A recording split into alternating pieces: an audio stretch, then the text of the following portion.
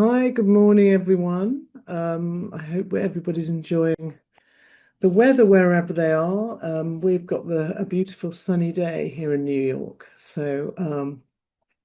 My name's Tamsin Dillon. I'm welcoming you to SVA, School of Visual Arts, and the Artists Roundtable, which is part of the Curatorial Practice programme here at SVA. The programme Artists Roundtable complements the Curatorial Roundtable, which is run by Stephen Henry Madoff, where he invites esteemed curators from across the globe to share their expertise and knowledge. For this programme, we're looking at the work of an international range of distinguished artists. Those artists are making some of the most relevant and thought-provoking work today, and we're inviting them to talk about the evolution of their practice, their current focus, their projects, what they've been up to, what's coming up, but also I've kind of invited them put a provocation in to think about curating, how that's had how that's played a role in their practice through their relationship with curators, and also if it's actually played a role as curators themselves, and how that relates to their artistic practice, if so. And today I am delighted that Dame Sonia Boyce has accepted my invitation to join us from London to talk to you. Welcome, Sonia, and thank you for spending some time with us today. I've been Sonia and I are kind of in the same generation we were just talking about just now, which we find a bit spooky, I think. But anyway, because I've been aware of her practice and it's been a huge influence for me for many, many years. And I've followed the kind of development of it, the kind of many and various aspects of the way that it's developed in terms of its materials, its breadth, its depth, and I think crucially recently, the recognition that she's had, long overdue, in my opinion, when it came, relatively recently, I should say. So just to kind of say a few words about her practice, she's an interdisciplinary artist and academic working across film, drawing, photography, print, sound, and installation. In 2022, she presented Feeling Her Way for the British Pavilion at the 59th Venice Biennale in Italy, for which she was awarded the Golden Lion for Best National Participation. Sonia came to prominence in the early 80s as a key figure in the burgeoning Black British arts movement, with figurative pastel drawings, photo collages, that largely address issues of race and gender in Britain. Since the 90s, as you'll see, her practice has shifted significantly to embrace a social practice that invites improvisation, collaboration, movement, and sound, working with other people. And so she works across a whole wide range of media, and I'm really excited to hear her talk with us today. She's going to talk for about 45 minutes. And after that, we'll have time for some questions. So you'll need to put those in the Q&A box, please, as you think of them, and we'll address as many of those as we can once Sonia's finished talking. Just one slightly thing that might glitch up a bit. I'm actually going to share my screen with Sonia's presentation, and I'm going to try and move to slides as and when, but Sonia will probably tell me when to do that. So please bear with us and enjoy the fun on that side of it. But Sonia, thank you so much. I'm so pleased that you're here, and over to you. Oh, thank you. So yeah, yeah, of course, I'd like to thank you, Tamsin, for the invitation to speak with you and this audience here today. I'd also like to thank Connor Warnick and Ruhong Lee for the technical support, of which they have been amazing. Um, and also Neve Sullivan, who's my studio manager, for working behind the scenes and organising so much. So I'm wondering whether we could share the screen with the first Hmm. slide, which gives some indication of what the talk is going to be. That can you see that? Okay. I can see that. Thank you. That's great. Okay, so what I'm going to try to do today is give an overview of my art practice of over 40 years. A summary, of course. And then I want to look at two specific exhibitions. The first is an exhibition titled In the Castle of My Skin, that for all intents and purposes was a solo exhibition that incorporated the works of several other artists. This exhibition took place at an artist-led artist space, Eastside Projects in Birmingham, in the West Midlands of England. The second exhibition is a show I curated of a younger generation of artists called Action at the Bluecoat Gallery in Liverpool, in the north of England. With both projects, I'd like to highlight a couple of pivotal discussions and contexts that have informed my approach. So this is the first time I've been asked to consider my art practice in relation to the curatorial. What this invitation has done is to make me look again at what I've been doing, but from a slightly different angle. Next slide, please. For those of you who may not know, although of course Tamsin has just kind of pointed out, I emerged as an artist in the early 1980s as part of the burgeoning Black British art movement. And to spell that out, a relatively young group of artists that announced their critique of race and gender in their artworks within the context of growing up in the UK after the demise of the British Empire and the breakdown of colonial hegemonic power that Britain had exerted around the world. Next slide, please. What was emerging amongst these young Black British artists was a desire to get the work out there in the world, pushing against the odds, one might say. It was a climate that seemed to suggest that there was no place or expectancy of there being such a thing of Black British artists. So we clubbed together and we started to self-organise exhibitions. This was happening up and down the country. The idea of making art and coordinating the display of the work was part and parcel of what was deemed the DIY, do-it-yourself generation. Next slide, please.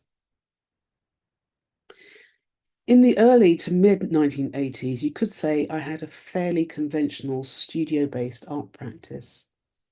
Making artworks that were created in the studio, I was primarily using myself as the main protagonist in the images. And the work was a combination of situating the Black female figure in both the domestic and a wider social context. Using pastels and mixed media, there are many elements from the early works that I've continued to work with. This includes the performative gesture that implies an awareness of the viewer or as a direct address to the viewer. This was something I learned from the works of Frida Kahlo.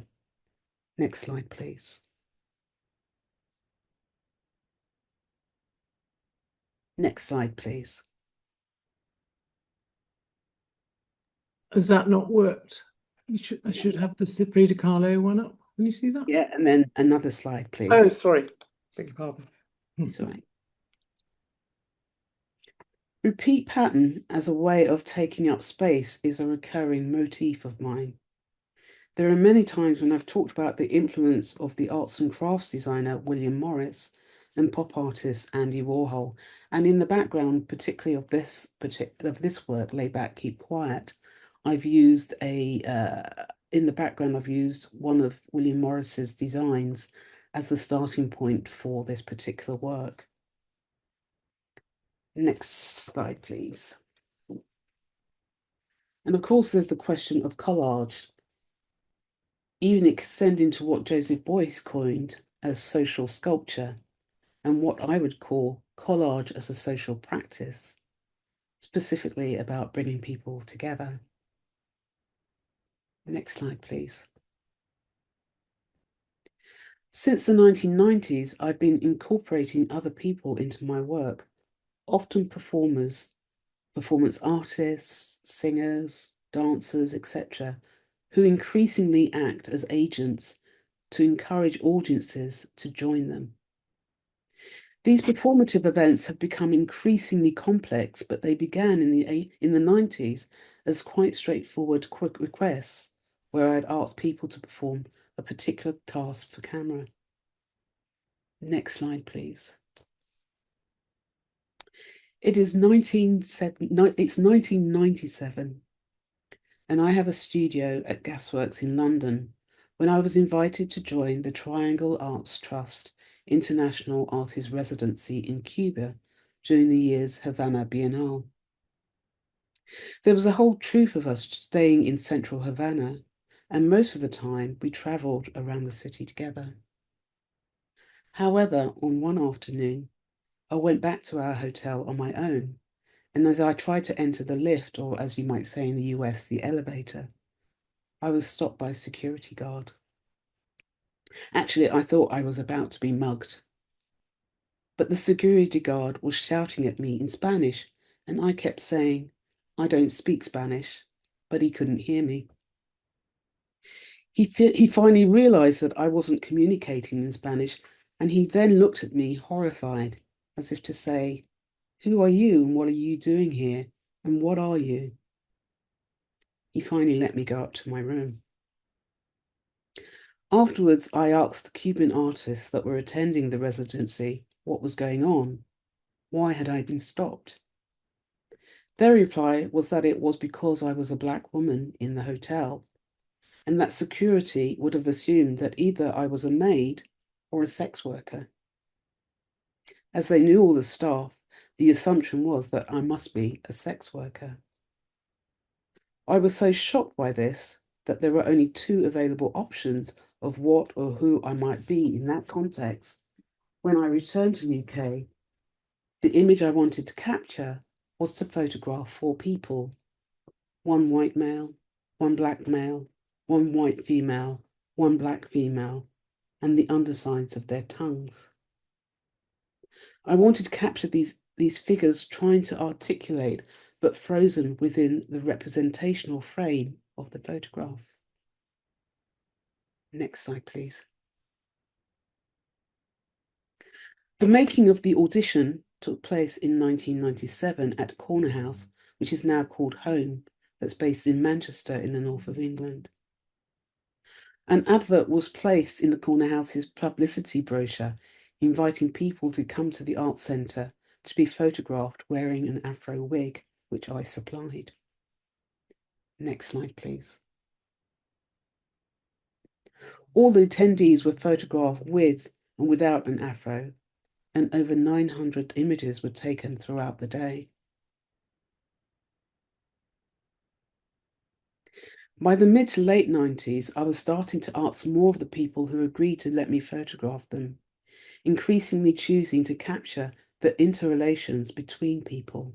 So this is Carol and Barney, who lived on the same street as me, and they were in a relationship, and they agreed to let me photograph them kissing.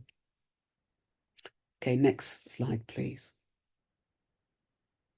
Exquisite Tension is a video and photograph that emerged out of a workshop residency with performance artist Guillermo Gomez Piena and La Poca Nostra, where participants were asked to explore ideas of difference and commonality.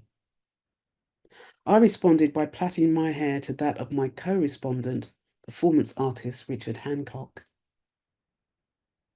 To be able to see at a distance what had taken place, what we looked like outside of the haptic experience of being connected in this way, I decided to revisit the exercise for camera and invited curator of public performance works, Adelaide Bannerman, to take my place. Richard and Adelaide had only just met for the first time just before this image was taken, and I had them bound to each other like this for the whole day. Next slide, please.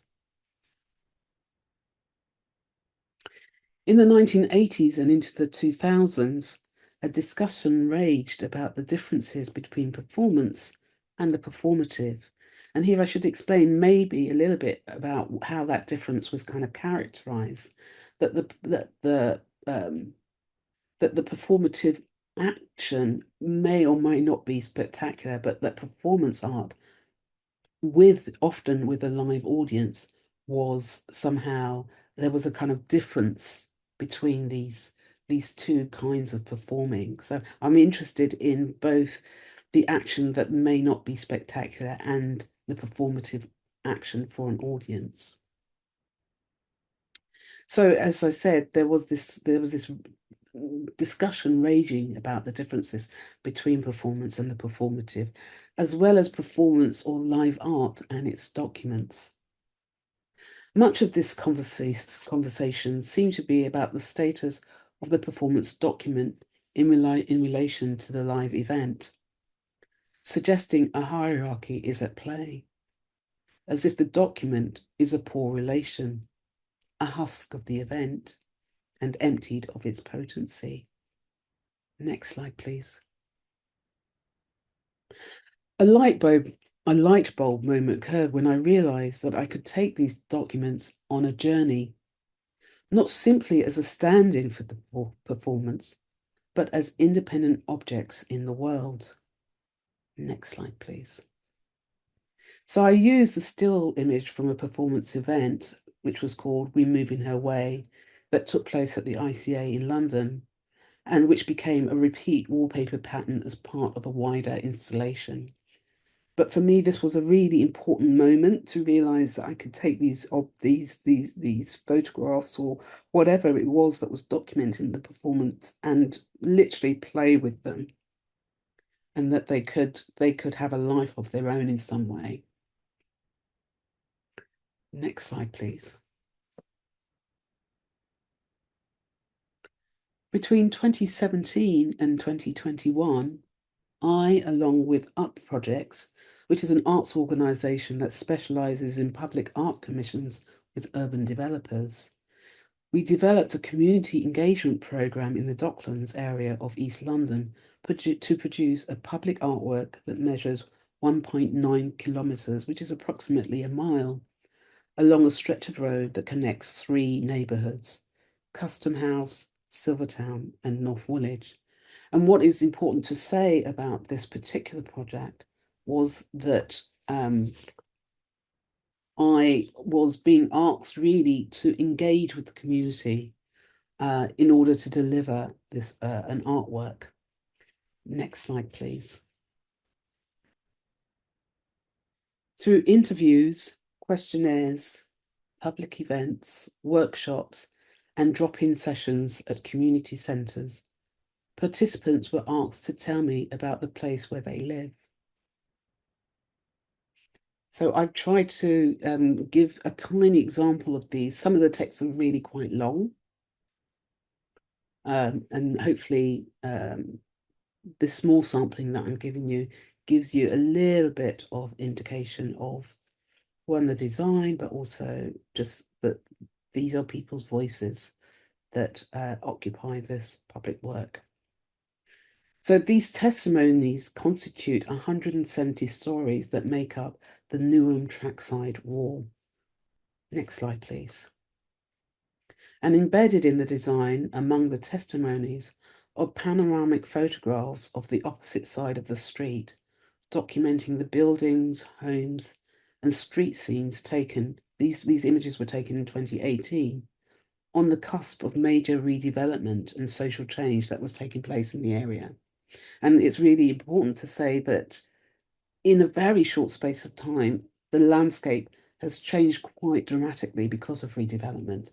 So for me, in many ways, the photographs of the buildings and the streets across the road from where this artwork sits has already started to change.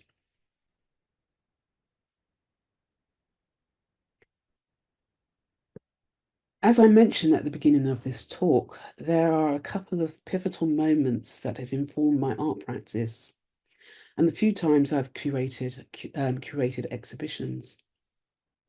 In many ways, I'm trying to reframe what I've been doing, given the question that Tamsin has asked me about curating an art practice. In the early 1990s, I was teaching at Goldsmiths College in London.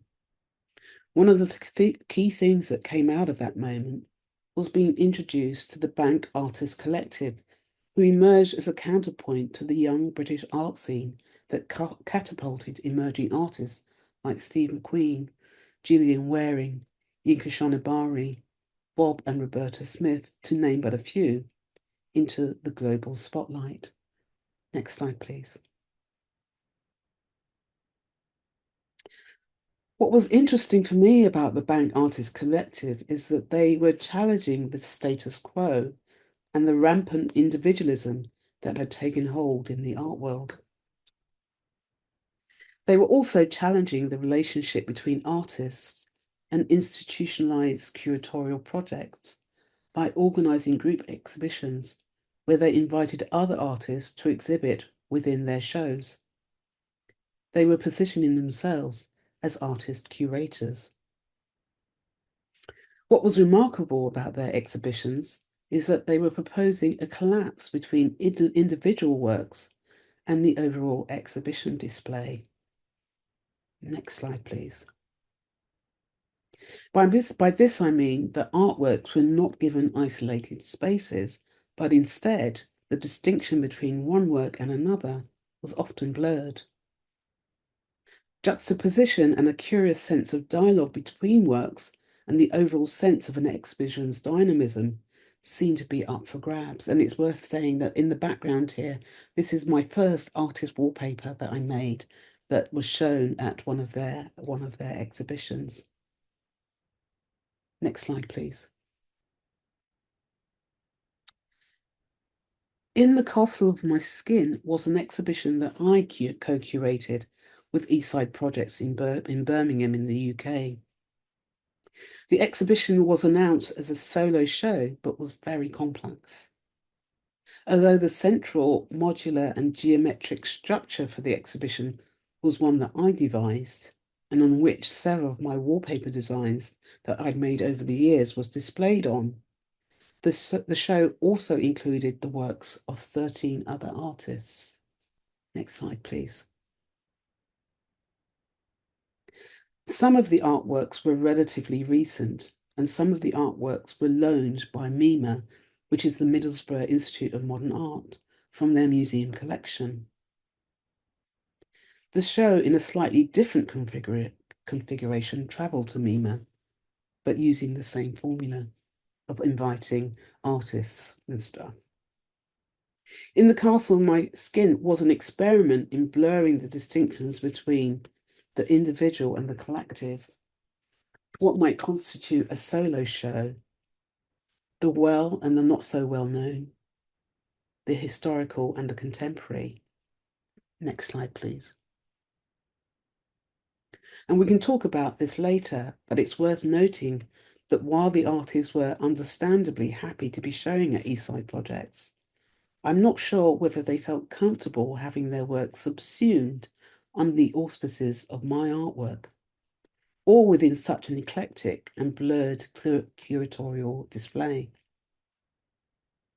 Next slide, please. In 2001, the Freestyle exhibition at the Studio Museum in Harlem introduced the term post-Black as a centralizing theme. The term had arisen out of a conversation between the curator of the show, Thelma Golden, and artist Glenn Ligon, who were interested in the emergence of art practices that moved beyond the conventions of the African American Black art movement that had reached its peak in the 1970s and 1980s. The discussion about post-Black as a term resulted in a lot of heated debate in the early 2000s. I think for some, the term suggested a refusal and negation of Black subjectivity, although I don't think this was the spirit of the discussion between Thelma and Glenn.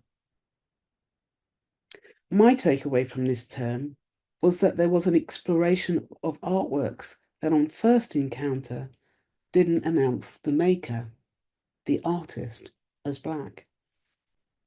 That among some Black artists, there was a plurality of expressions emerging that didn't fit easily into narratives about identity politics. Next slide, please. In 2010, I was invited to curate an exhibition at the Blue Coat Gallery in Liverpool that was titled Action. The exhibition accompanied a solo show I had at the gallery, and the invitation came in recognition of my first group exhibition there in 1985 titled Black Skin's Blue Coat, with artists who were regarded as central to the Black British art movement. Sorry, if we could just go back one. Yeah.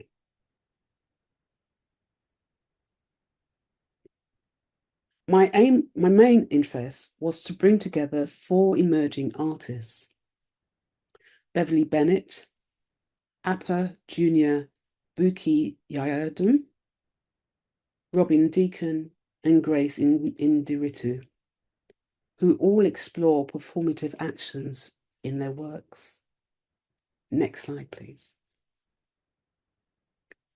Beverly Bennett's works on paper, highlight the primary action of mark making, creating a sense of unease through the obsessive, repetitive, even aggressive nature of the gestural mark. Next slide, please. In these artworks, she scratches, drags, pierces, and cuts using pins, forks, and knives as drawing instruments.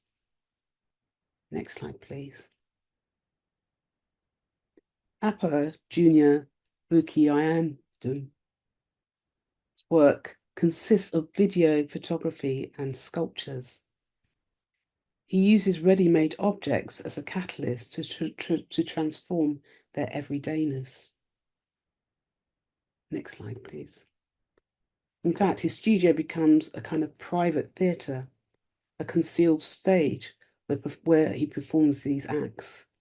Next slide, please. And we as an audience are presented with the aftermath of these little performances. Next slide, please. Robin Deacon first met the American performance artist Stuart Sherman, who lived from 1945 until 2001. And Robin met him in 1995 when he was an art student at the University of Wales Institute in Cardiff. In the film A Portrait of Stuart Sherman, Robin explores the work of Sherman as well as its influence on his own live art performance. And throughout, there are these layers of approximation as distinctions between the two artists become blurred. Next slide, please. Interviewees who knew Sherman personally watched footage of Deacon reenacting Sherman's performance works and comment on how close or not Deacon is to the original. Next slide, please. And here you could say that Sherman exists both in the past as well as through Deacon. Next slide, please. In 2 video works, Grace Indiritu literally walks in the footsteps of colonial explorers.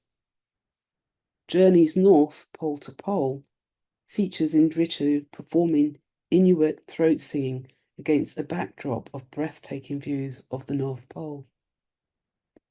Next slide, please. And Postcards from the North is displayed the size of a standard postcard.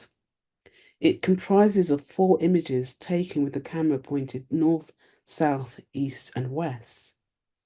It shows the architecture of a seemingly unpopulated Alaskan neighborhood. Yet an uncanny silence suggests that the artist is not only alone and unseen, yet pivotal. So what kind of interests me about these particular works are that they're not trying to illustrate a point as such, but for me their actions speak volumes and offer more questions than they provide answers. And I think at that point, I will end the talk and say thank you. That was probably very short, um, but I hopefully packed in a lot of things that people might want to kind of ask me about. Um, because in many ways I've not explained, I have explained and I haven't explained. Yeah, Um, and I'm hoping that maybe people might have questions that allow me to elaborate a bit more yeah. on what I've just Yeah, I said. feel that was great, Sonia. Thank you so much for putting those images together in this really interesting way that you kind of moved from the development of your own practice into these two key exhibitions that you kind of had this opportunity to look back on and realize how important they are. And I do feel like you've just kind of stated these as facts and sort of laid the groundwork for the conversation that we could have. And so I was wondering if you'd um, be happy to kind of elaborate a little bit on what that has done for you in terms of thinking about these two shows in particular. But I was interested in the Blue Coat one when you were invite. How did that invitation come about? So with the Blue Coat show Action, the first time that I showed at the Blue Coat was in 1985. I seem to have had a long-standing relationship with the Blue Coat actually. Hmm. Um, and I basically I'd been out of art school about 2 years, and as I kind of mentioned at the beginning, there was a lot of activity amongst young Black British artists of showing their work and going to institutions and saying, "Open your doors, we want to show our work." And Liverpool, was one of the first institutions actually that was really excited by the kind of energy of what was emerging amongst uh, us as Black artists. And they invited Eddie Chambers, who is who at that point was showing his artworks, but quickly became a curator and now much more an art historian, Yeah. and asked him to put together a show of Black British artists' work, and I was one of the artists. There were four of us, three. Keith was one of them. Tam Keith Joseph, Piper. Keith Piper, Tam Joseph, Eddie Chambers himself, and myself. We made up the show called Black Skins, Blue Coat. So that would have been, you said That 1985, not long after you graduated, Yeah, I presumably. graduated in 83, and so it was fairly soon after graduating. And I mean, there's several things. One, the Blue Coat is very good at keeping an archive of its own practice, Yeah. and keeping track of what it's done. And I had been asked to do other things at Blue Coat over the years, and I had been doing a project that was in three spaces, one at Spike Island, then at Blue Coat, and then in Stoke-on-Trent at the museum, called where it was about socially engaged practice, and I was working with people to make artworks. And Blue Coat realized that this was a kind of opportunity to get me to kind of revisit, you could say, my first time Mhm. of showing there, where there Yeah. were four artists. And so that's where the invitation came. And because I was in this moment of um, working with other people to make the work and asking more and more asking people to perform for me for camera often, Yeah. that I had lots of questions about performance and the performative and what the Mhm. difference might be. So that was kind of my starting point. And I've been teaching ever since I graduated, actually, since 1983. And so as a consequence, I'd come across, emerging generations of practitioners as I continued to teach. And I kind of knew these four artists and thought that their works were really interested. And coupled with um, this conversation that was really almost raging about this term post-black, I thought, well, actually the works that these four artists are doing somehow speak to that question about is the maker of the work identifiable in the work, or Hmm. is there a kind of mystery around who the maker is, so that you start to just try and engage with the work rather than going through trying to navigate the maker and the subject of the work, and matching the two together, or even the question of whether that work is trying to illustrate who the maker is, which, having been someone who was very deeply involved in what could be called identity politics of the 80s, Yeah. that was a major starting point for making work, and Yeah. clearly the generation that was moving slightly away from that urgency to say who one is, to say who I am, to say who we are. Yeah. So I found that really interesting. But also I found their strategies really interesting. Um, you know, These artists that you were working with. yeah, Yeah. you know, I keep thinking, for instance, about Robin Deacon. Um, Hmm. um, So he was the one that was reenacting. yeah, and Stuart Sherman's Yeah. performances, and one unsure about what it is in Stuart Sherman's performances that so captured Robin. Hmm. And because when I don't know how many people may or may not know about Stuart Sherman's performances, but they're quite esoteric in a way. I mean, he just uses very, very mundane objects and picks them up and puts them down, and it's hard to kind of create a narrative. But I understand how mesmerizing just watching him do these Hmm. actions are. But I was never quite sure Hmm. what is it in those actions that Robin found so magnetic, but also the idea of him occupying the space of Stuart, and Yeah. I find that really interesting.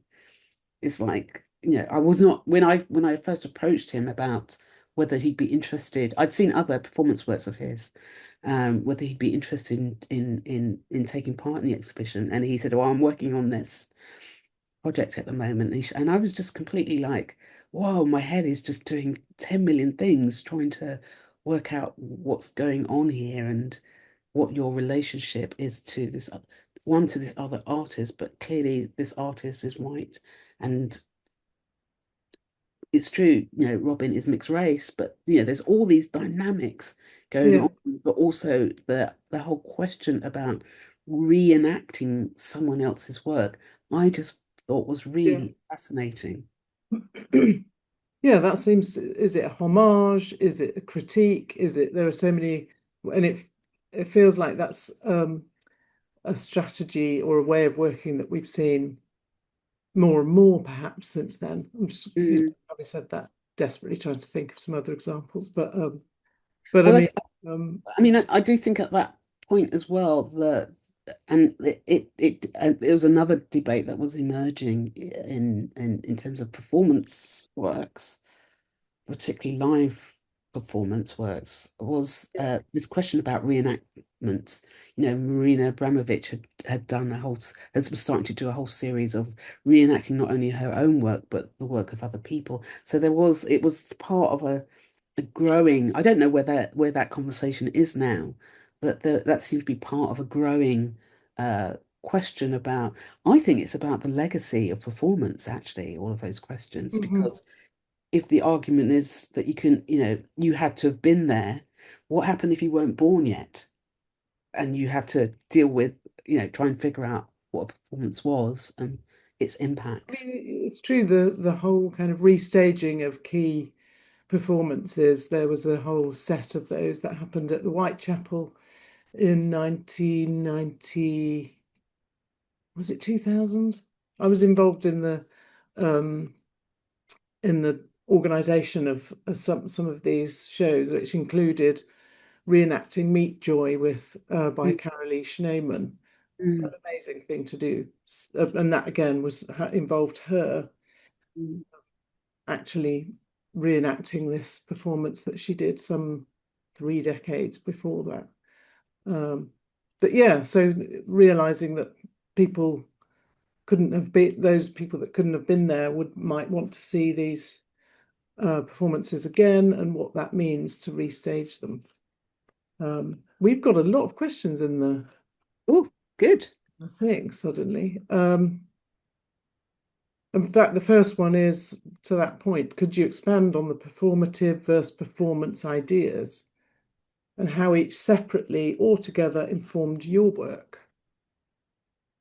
So, I mean, and you will know this a bit of this, Tamsin, in that and I haven't really explained much about my process of the newer works, where Right. I organize these moments, where usually I invite in a performer to engage with an audience. Something occurs that's very live and very alive, I hope. Um, and at the same time as those events taking place, I also have a crew, a film crew, sound recordist, stills photographer. Um, so for me, there is this thing of what happens in that moment of the liveness of what unfolds, which some people would call kind of, yeah, performance. And then Mhm. there's this documenting of it.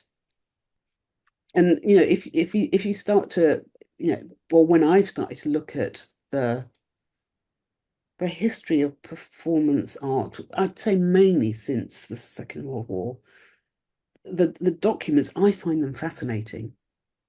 One, as The images, documents of the performance or the yeah, documents leading up to the performance, even like the maybe. both. I find them really fascinating. Uh, but in the and it, maybe I'm also showing my kind of generational age, that when I was very involved in these discussions about the performative, which somehow the documents or the residue of an action seems to sit somewhere in what is considered the performative, and then the performance, which is considered to be live, and you're in Mm. it, it's very visceral, and it's that somehow there's this, I think it's kind of imagined divide. I mean, they're clearly not the same thing, but they are contingent upon each other. But you're kind of playing with that, right? With these new works, like the one that we just recently saw at Hauser and Wirth, Yeah. where you've invited people to be part of a performance, but actually you're going to film it, you're going to edit it, and you're going to put it out as if it's um, a more mainstream film, Mm. as it were, Mm. or if that's the It's a way. film, it's wallpaper, it's photographs, it's I create a different kind of encounter, but with the Yeah, documents. And I suppose I'm always trying to, because often the performances themselves can sometimes be really quite chaotic, because they're never scripted. Unlike my talks, they're never scripted, and no one ever is ever really sure what's going to happen. But the documents, when I've got the documents, I sit and I edit, and really, really edit these documents. And I don't want them to be a kind of facsimile of the performance itself. I yeah, want them to stand independent as an artwork in their own right, because of that divide between, or the argument about you had to have been there, and does it match up to that moment of being there, or is it something else? And I'm interested in that space between. yeah.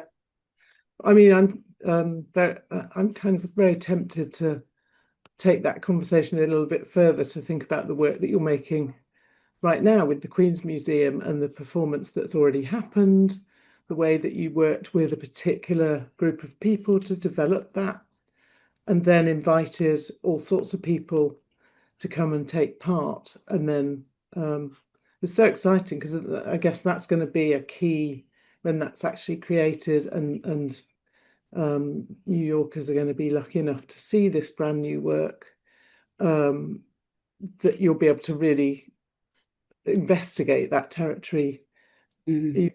in even more depth. Yeah. Um, we've got a few minutes more, so I'll look at some of these other questions.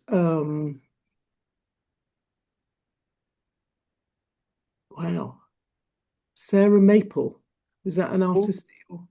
yes. So, well, no, that's not the person who's asking the question, who is Kimberly Rush Doi Jalua. Sorry if I've mispronounced your name there. Um, who says, "Hello, Ms. Boyce. Thank you very much for your presentation, which was very insightful. I'm a huge fan of your practice. This question does not involve your work that you covered, but I believe it's still germane. I really enjoyed your performance in multidisciplinary artist Sarah Maple's Nazi Sexy Shark. Could you talk about your relationship with Sarah Maple and talk about why you decided to participate? Her strategy is really So a little bit of explanation is needed. So Sarah Maple um, was received a commission from Sky Arts, which is uh, broadcast channel. They produce a lot of stuff around the arts. I don't know whether you get Sky Arts in the yeah, yeah, US. yeah. Um, so she was they were doing a new round, you could say, of reinvigorating their arts program.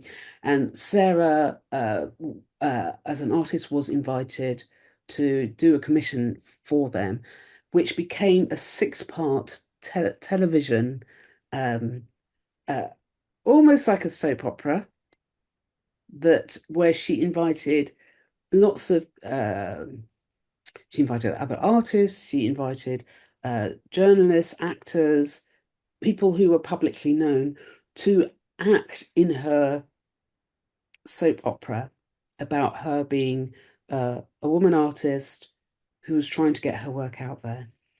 And um, so I didn't know Sarah before this project, and it was actually through Michelle Tofy, who is a filmmaker who I've worked with for almost 15 years. She documents and brings together a crew for all of my art projects that are videoed. And she was asked by Sarah to work on this series, and Michelle suggested that she might ask me to be in this soap opera. It was hilarious, I have to say, when I saw the final series. Um, Did and you play a actually, key role then? You were a central I character. was given a character, which was myself. So I was kind of acting myself, but acting myself where we were in this conversation about whose idea was it. So she was saying that I was stealing her ideas, and because of who I was, my ideas were getting out there faster than hers were, and she was kind of getting a little bit frustrated. And what was really interesting and so opposite, you could say, to when I'm doing my projects is that we must have done about 14 takes of me doing a very, very simple action of just opening the door, looking at her and saying, no, I can't be bothered, and shutting the door. And we had to do this, but this is actually the process of making films, televisions, plays, all of those things that are within the realm of the dramatic arts. Uh, and and it's actually felt really interesting that to feel the marked difference between something being really tightly scripted and a particular thing expected of me as a contributor, a participant, and the way that I work, where I'm just inviting people in. I know what people can do, but it's like I don't direct anybody in the things that I do. And it was Mm, quite interesting to be directed and to realize how uncomfortable I felt about being directed, but also how I just kept doing it wrong. Oh, could you just do that again? Oh, we'll try that again. And I kept forgetting my lines. And yeah, it was hilarious actually. And the series is hilarious. It's definitely one to, if you can find it online, it's really worth uh watching. Cool. Thank you. Interesting. I haven't seen that. I'm going to check it out.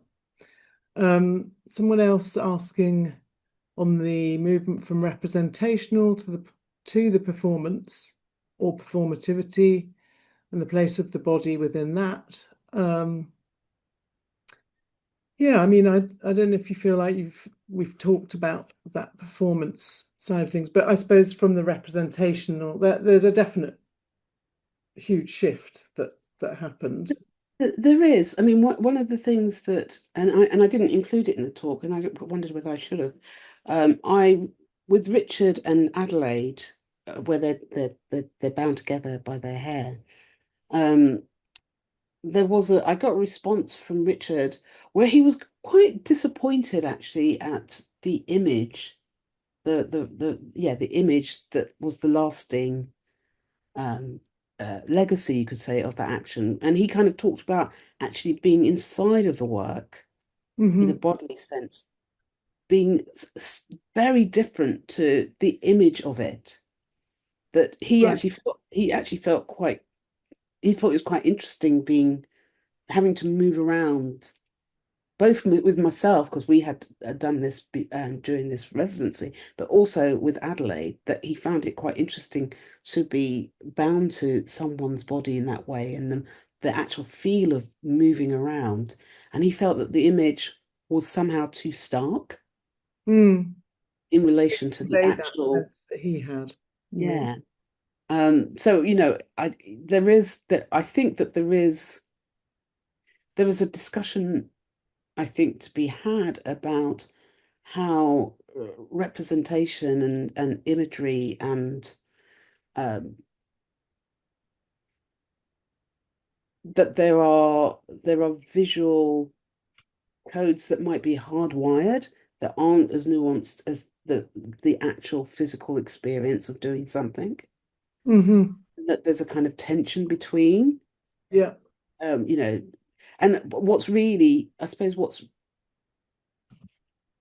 what interests me, and this is one of the things because I've been doing lots of kind of thinking about the work that I've been doing over the many years.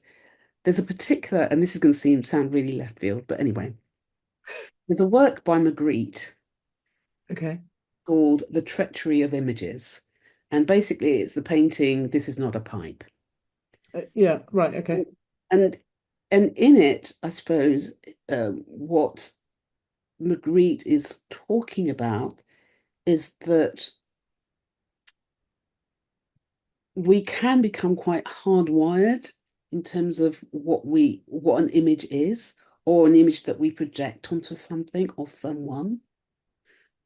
So even though I know his argument that about that painting is this is a painting, this is a painting that and it's paint that's in a particular form that looks like a pipe, but it's not actually a pipe, it's a painting. Whenever I Yes. see that work, I my brain still says, but it is a pipe. Because in a way, even though I know the argument, I'm Yeah. kind of Yeah. hardwired in Yeah. terms of, We all are, aren't we? and we all are. And so for me, that question about representation and certain frameworks and how we can get stuck, Yeah. you could say, within, um, and it speaks to, my experience out of which tongues emerged was Right. basically I was being fixed in a framework that one I was completely unaware of, and two was really shocked by the limits of that framework. Yeah. That I mean, even as a Black British woman growing up in a country where, you must have been objectified or, you know, racially profiled hundreds of times for that incident to happen in Cuba that shocked you, yeah, um, really shocked me. and kind of really sort of took you aback in a way that was still even more shocking.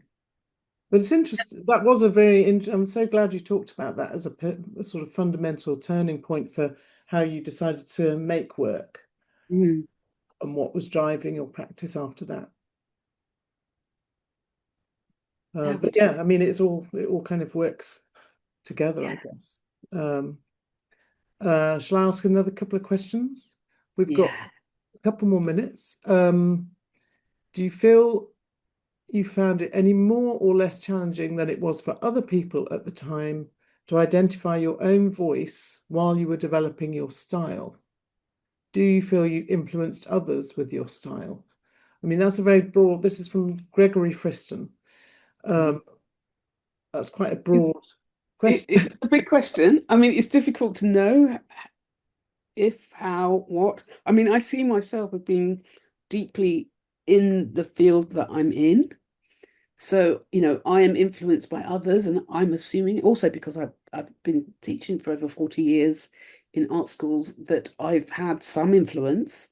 Um, in terms of, I mean, within the presentation, there were little micro questions that I felt that Mm, I has kind of shifted me along in terms of practice, and I do think that however difficult or challenging or revelatory some of those things have been, um, it's kind of what's pushed me to where I am now. So I'm really grateful for them. But it's hard to know actually. yeah, Um, and it's not a claim that I would make. Oh, I've gone around and I've influenced people to do this or that. Um, I suppose I'm much more interested in being in the middle of a discourse. yeah, and being part of it and Yeah, sometimes driving it. And yeah. it's quite interesting to ask if you found it any more or less challenging than it was for other people. You're not really going to I know. don't I Okay. don't know. Um, so SC says, thank you so much for the fantastic overview of your work. Thinking about the individual versus the collective in your work, what's the relationship to blurring those lines now, especially in a social media driven world, which plays with the individual and collective itself?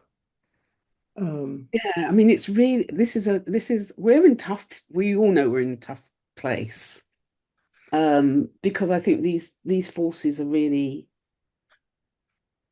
stark because both are polarizing in a way. The way in Mhm. which the way in which we're communicating with each other.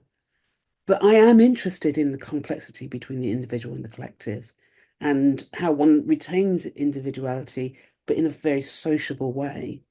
Um, I'm also very aware, and I'm going to talk very, very briefly about Manchester. And I did a project in Manchester, Manchester Yeah, of Museum, course, yeah, yeah. um, where there was a really interesting set of performances that took place. And one of the performances was a painting that was taken down, a painting of a 19th century um, uh, proper, sorry, artist. And it caused a massive, massive global storm that this painting had been taken down. And what I realized in what Just unfolded to fairly explain quickly, though, Sonia, that you took it down, you sort of you kind of took a um like a not a you took a vote or you sort of worked it talked to was the it government. was actually the staff of the museum, Uh-huh. mainly people who worked in kind of public facing roles who had started. I spent a whole year doing this project, and more people who worked at the museum became involved in the conversation. And it was the staff's decision to take this painting down for all sorts of reasons that we don't have time to get into. But Yeah, what was really interesting for me and a huge challenge was to realize that up until that point, I'd been working with kind of 20th century notions of community and collectives, and I hadn't really understood the ways in which the digital age and social media was mobilizing people. And yeah, I know I still haven't caught up with that. And I don't think the discussions around a social practice and how social media intersect has actually been thought through because very different realm from where I am Yeah. in terms of this that sense of community that one um, is meant to aspire to. And in the social media and the social realm of digital media, the And community social there media, is a very different thing. It's a yeah, different thing altogether. And it's I think very we're still catching up. totally. I mean, as you just said, the idea that social media is mobilizing people in a completely different way, and we're suddenly finding ourselves in communities that we don't know we're even in, or I don't know, through social media. We're, as you say, kind of right at the start of understanding what that even means. So we've gone a little bit over time, and we haven't even been able to ask all the questions. Uh, Jana Sabon, the Sherman works also interesting pre-AI, now considering replicants can perform artists' works. So that's a whole new world we're entering into there. Um, Someone else says, thank you for presentation. I'm interested in hearing more about the notion of the collective and the responses of invited artists to participate in the Castle of My Skin. That's another big conversation we could have had. Um, Dika says, what are the challenges you're seeing young Black artists face today and how they're different, all the same, to the ones that you faced after graduating? A whole new world of thinking and talking there. And Corinne Charlton says, not a question, just a huge thank you for this. I just wanted you to know how appreciative people are. Yeah, and maybe someone says, oh, Kimberly has written back, you can watch Nazi Sexy Shark on Sky TV in the UK by subscribing. She's in Canada, and that's what she did. Um, so I think we have to leave it there and say thank you so much, Sonia. And we're going to see each other in a couple of minutes with the SVA Curatorial Practice students in our seminar. But for now, thank you, and see everybody else next week when I'll be in conversation with Elisa Niesenbaum. So yeah, thank you, Thank everyone. you. And thanks to everybody and for the questions. Great talk. Thank you.